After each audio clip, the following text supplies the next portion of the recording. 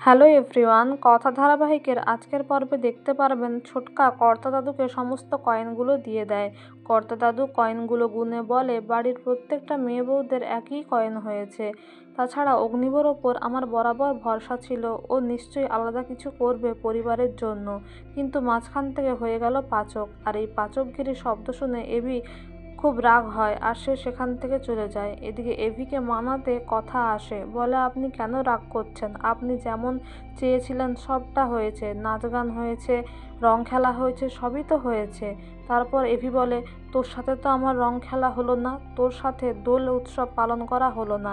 তাছাড়া আমি ইচ্ছে করে রাগ দেখিয়ে এখানে এসেছি, কারণ আমি জানি আমি রাগ করে এলে তুই নিশ্চয়ই আমার কাছে আসবি আমার মান ভাঙাতে, আমার রাগ ভাঙাতে।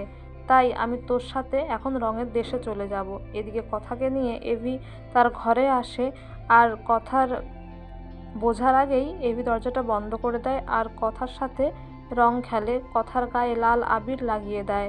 আর কথাও এভির সাথে রং খেলে, এভির গায়েও লাল রং লাগিয়ে দেয়।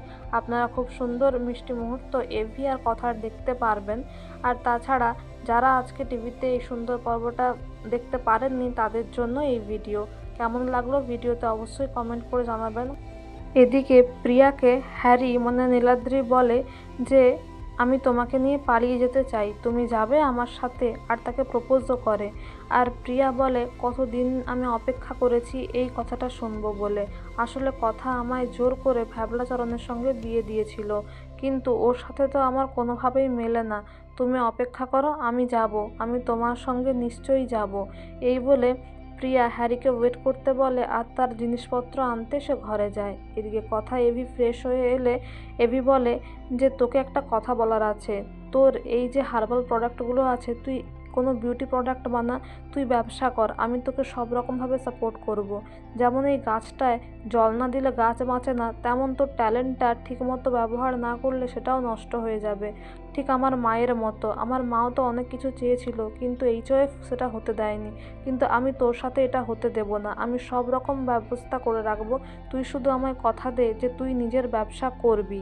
আর এদিকে নীলাদ্রি হ্যারি তার সমস্ত ব্রেসলেটসগুলো খোলে আর বলে যে রেডিও দিদিমণি আমাকে ভালোবাসে না, আমার অবয়বটাকে ভালোবাসে, যে হ্যারির কোনো অস্তিত্বই নেই। আমি চলে যাব, আর কোনো দিন রেডিও দিদিমণির জীবনে আসবো না। এদিকে প্রিয়া এসে দেখে হ্যারি নেই, বলে হ্যারিকে তো আমি বলবো বলে যে আমি তার সাথে যেতে পারবো না, সে কোথায় চলে গেল।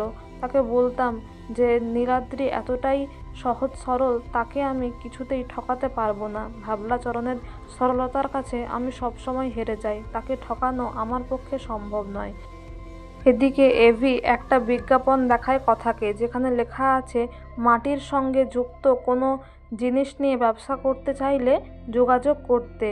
তখন কথা বলে সবই ঠিক আছে পাচক মশাই, কিন্তু কর্তা দাদুকে না জানিয়ে এভি বলে দেখ, ভালো কিছু করতে গেলে একটু লুকিয়ে যেতে হয়। তাছাড়া তুই তো কাউকে মিথ্যে বলছিস না, একটু লুকিয়ে যাবি, আমি তোকে সাপোর্ট করব, সব রকম ব্যবস্থা আমি করব, তুই শুধু এটা নিয়ে ভাব। আর দেখেছিস ভেজা তোয়ালেটা তুই বিছানায় রেখে দিয়েছিস, আমি মিলে দিচ্ছি, কিন্তু তুই তোর ব্যবসা নিয়ে ভাব, কি করবি চিন্তা কর। এদিকে জুনি আর অঙ্কিতের সম্পর্কেও অনেকটা বদল আসে, তারা একে অপরকে তুমি করে কথা বলতে থাকে। আর কথা পাশ দিয়ে যেতে গেলে সেটা শুনে নেয় যে অঙ্কিত আর জুনি তুমি করে কথা বলছে, তাদের ভবিষ্যৎ নিয়ে চিন্তা করছে, ভালো কথা বলছে। তখন কথা বলে আমি আর পাচক মশাই এটাই তো চেয়েছিলাম জুনি, আমি শুনতে চাইনি কিন্তু শুনে ফেলেছি, আমি খুব খুশি হয়েছি। এদিকে আগামী পর্বে দেখবেন কথা যখন রান্নাঘরে কাজ করতে থাকে, এভি সেখানে আসে, কথাকে ডাকার চেষ্টা করে, কিন্তু কর্তা দাদু এলে এভি কিছুই বলতে পারে না। আর কথা চা করতে করতে ভাবে পাচক মশাই কিছু একটা বলবে বলে ডাকছিলেন, কিন্তু এদিকে এভি ঘরে এসে বলে যার জন্য ব্যবসা করার কথা ভাবছি তারই হুঁশ নেই।